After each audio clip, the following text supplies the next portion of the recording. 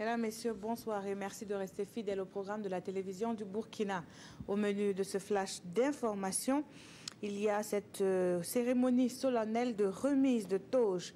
9 personnalités du monde des affaires accèdent ainsi au titre de professeur associé de l'École nationale d'administration et de magistrature. Le chef de l'État qui a présidé la cérémonie a insisté sur la collaboration entre les secteurs privés et publics pour un développement certain du Burkina. L'ENAM sera également doté de nouvelles infrastructures pédagogiques dont les travaux ont été lancés ce matin même à l'issue de la dite cérémonie.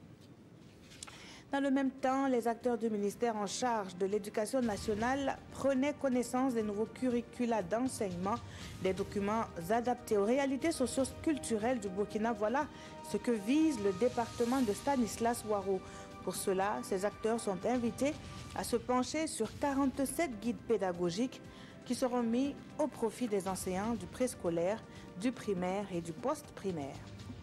Il y a aussi cette formation qui intéresse les chargés de communication des départements ministériels et des institutions du Burkina. Ils sont outillés sur la gestion efficace des sites web du gouvernement qui entrent dans le cadre du projet e-Burkina porté par l'ANPTIC.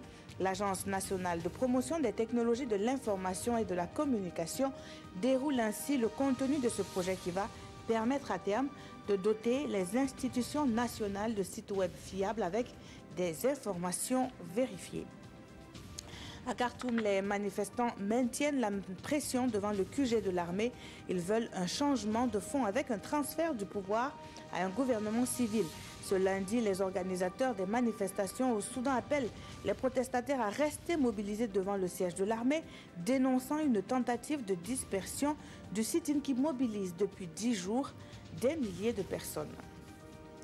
En Libye, le président du Parlement de l'Est annonce que les forces du maréchal Haftar poursuivent leur offensive sur Tripoli et ce, malgré les appels à cesser les combats qui ont déjà fait au moins 121 morts.